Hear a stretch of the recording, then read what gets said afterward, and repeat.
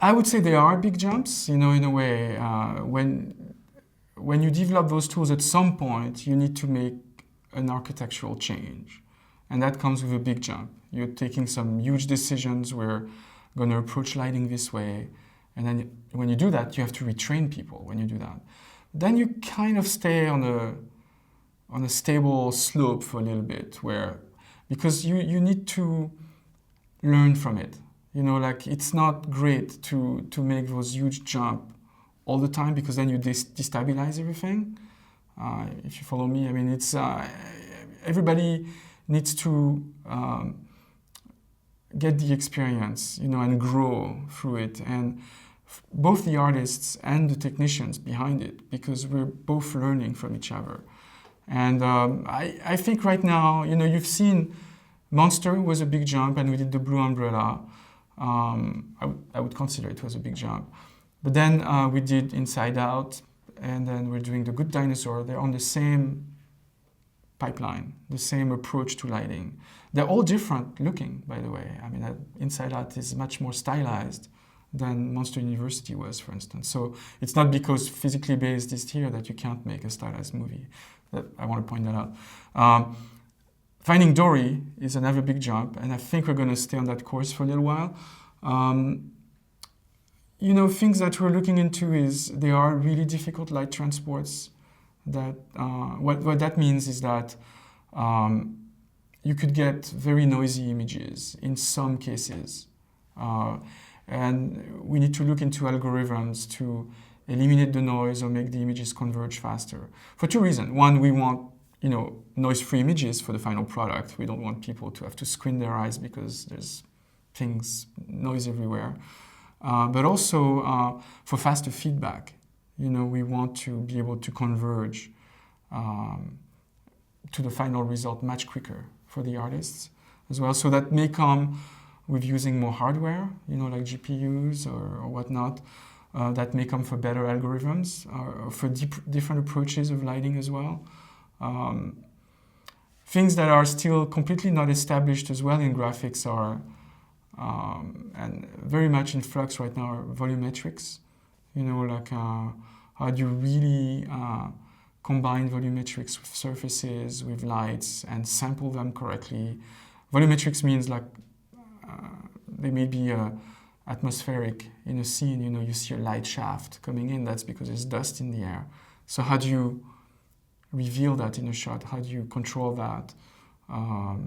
Those are things we're thinking about. Another big one I'm going to work on personally is eyes. I want to see if there's a better approach of doing eyes for Pixar in particular. Not necessarily changing the look, but the way we render them, the way we approach them. Yeah, of course, we're in constant contact with it. It's our sister company, obviously, and so we have weekly discussions between the two teams. Ed at Catmull phrased it like that. He wants each company to have the freedom to do its own research, to do its own artistic development as well. They have their own brain trust as well. It's not just the technology, but there's communication between the two. There's no barrier. So in terms of tools, yes, they wrote a new renderer, and yes, Pixar is writing a new renderer. They came first with Big Hero 6, with their new renderer. Finding Dory would be the first at Pixar. And they're also using a path tracer. That's what Hyperion is. So it comes with a lot of noise. So they had to create this process at the end that we call denoising. And just to give you an example, we're using their denoiser on Finding Dory. So it's not like we're closing the doors between the two companies. It's more like it's an opportunity, because it's kind of, we have like two research teams all of a sudden, and they're independent, they're looking at different things, and at some point we put everything together. And they have amazing guys over there. We have really good guys here. We have good guys in Seattle. We also have Disney Zurich, that is a big research entity that works for both, and for ILM as well. So it's fascinating. Disney is big. But we keep the communication going. We all know each other, especially in rendering. It's a fairly small community among those groups. Yeah. To be clear about it, I think it comes from collaboration as early as possible on this. You need to engage the artists right from the beginning, so that they participate in the process. It's not like we're doing something, oh, why don't you try it out? No, it's like, let's think about the problem together, and maybe there's better approaches of doing that. We'll come about it together. So when you do something like that, you need a champion. And usually it comes with the DP.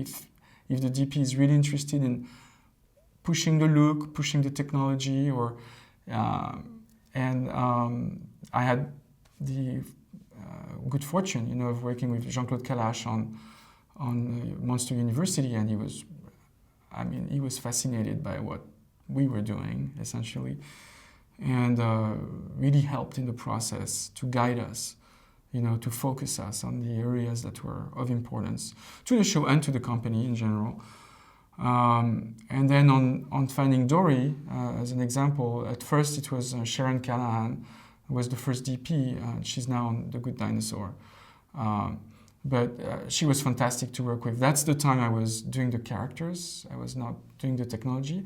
But we really had a good time bringing those back and upgrading them to that world, to the new technology, yet staying true. She knew those characters inside out. I shouldn't say inside out because that's confusing now. But she knew those characters really well. And so, what was important about them. So we upgraded them. Now there's another DP, and he's the one who transitioned to this physically based approach for Toy Story of Terror. And so he took the assets from Toy Story 3, which were very much under the old Pixar approach. And then he learned through the process, what it means to light with physically based lights and have materials that react physically, potentially, and how you can control that. And so now he's our champion as well on this show, and he was really pushing for this new technology as well. And so we're working a lot together. And yeah, we try to, it's research. So at some point you take risks and you cannot completely predict everything. But we try to set milestones and say by this time we think we're going to solve this problem, and this type of shots you'll be able to at least start testing. And we try to see what the schedule is of the show and try to build it up according to that, if that makes sense. It's fantastic. FMX is the one place that brings everything together. Amazing professionals, amazing people who are giving lectures, give their time to prepare for this. And students. I think the contact to students is really critical as well, because they're the fresh minds. They're going to give us back ideas or maybe raise questions that we wouldn't raise ourselves. FMX is also very focused in the sense that it's 3-4 days, and there's a lot of tracks, a lot of things to see.